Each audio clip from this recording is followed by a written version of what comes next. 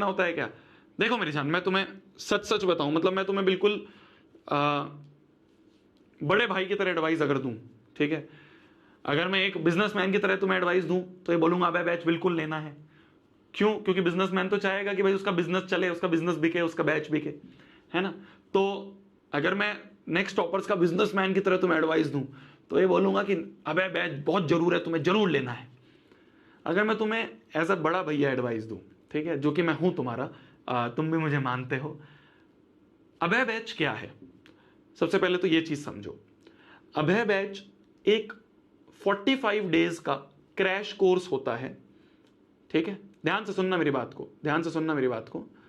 अभय batch एक 45 days का crash course होता है जिसमें कि हम पूरे सिलेबस को, जो आपका क्लास 9th का सिलेबस है, उसके पूरे सिलेबस को अच्छे से एग्जाम ओरिएंटेड तरीके से पढ़ते हैं।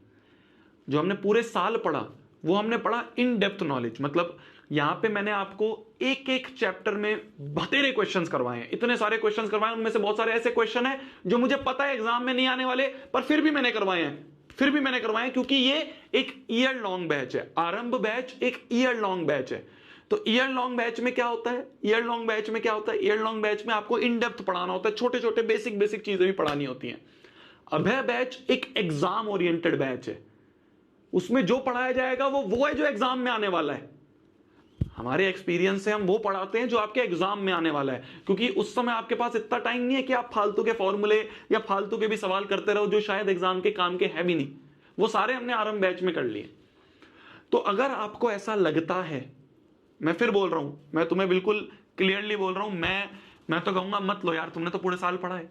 पर अगर इन केस तुम्हारे काफी ऐसे चैप्टर्स हैं जो बैकलॉग में है, काफी ऐसे चैप्टर हैं भाई, जैसे कुछ बच्चे ने आरंभ बैच ले लिया, आरंभ बैच लेने के बाद उसको लगा कि यार भाई, और वैसे अभी अभय बैच आने में टाइम है, मतलब नवंबर में आता है जाके, अभी टाइम है, पहली बात तो। दूसरी बात यह है, मान लो तुम्हारे काफी चैप्टर्स ऐसे थे जो किसी कारणवश तुम लाइव क्लास नहीं देख पाए या तुम रिकॉर्डेड भी नहीं देख पाए। मान लो ऐसे बहुत सारे चैप्टर्स हैं तुम्हारे किसी भी सब्जेक्ट में, खाली मैथ्स की बात नहीं कर रहा हूं मैं, हर एक सब्जेक्ट की बात कर रहा हूं। मान लो कोई भी XYZ रीजन है, कोई बच्चा हो सकता है जिसकी तबीयत खराब हो गई हो, तो भाई उसके 4-5 चैप्टर्स बैकलॉग हैं या 8-10 चैप्टर्स बैकलॉग है। या कुछ बच्चे को ऐसे हैं जिनको अभी कॉन्फिडेंस नहीं आया है ना? कॉन्फिडेंस की भी एक बात होती है कि भैया हमें ना कोई ऐसी चीज बता दो कि यार अब हमें ऐसा लगता है कि भैया हम बैठ के ना वो सारे लेक्चर्स नहीं देख पाएंगे, इतना टाइम तो नहीं है कि हम आरंभ बैच के एक एक लेक्चर देखें, बहुत बड़े बड़े लेक्चर्स हैं। तो भैया हमें कोई छोटा सा एक क्रैश कोर्स टाइप करवा दो, या भैया मेरे बहुत सारे बैकलॉग बच गए थे, उन सारे बैकलॉग्स को कवर करना है, तो क्या करें? तो उन बच्चों के लिए एक बैच होता है जिसे हम कहते हैं अभय बैच, जो कि एक क्रैश कोर्स होता है जिसमें कि सिर्फ वही पढ़ाया जाता है। तुम देखोगे बहुत सारी चीजें जो उसमें स्किप करवा दूंगा मैं, जो मैंने आरंभ में पढ़ाई थी, क्योंकि वो मेरे को पता है एग्जाम ओरिएंटेड नहीं है, वो मुझे पता है। एग्जाम प्राइस मेरी जन बहुत कम होता है, लास्ट ईयर भी शायद 1000 रुपए के अराउंड ही था, 999 के अराउंड ही था, ठीक है? तो 45 दिन में आपका पूरा सिलेबस करवाया जाता है, अच्छे से करवाया जाता है, उस लेवल का करवाया जाता है कि आपको एग्जाम में जो आने वाला है वो बताएंगे, ठीक है? क्या भैया आपने आरंभ बैच में वो नहीं बताया जो एग्जाम में? अरे आरंभ बैच में वो भी बताया है, इसके अलावा बहुत सारी चीजें भी बताई हैं, पर अभय में सिर्फ वो बताऊंगा जो एग्जाम से रिलेटेड है, ठीक है?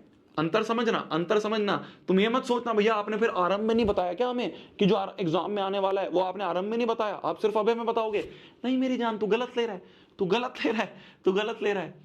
आरंभ में मैंने वो भी पढ़ाया है जो बेसिक है, वो भी पढ़ाया है जो एडवांस है, वो भी पढ़ाया है जो एग्जाम में आने वाला है, वो सबका मिक्सचर पढ़ाया मैंने आरंभ में।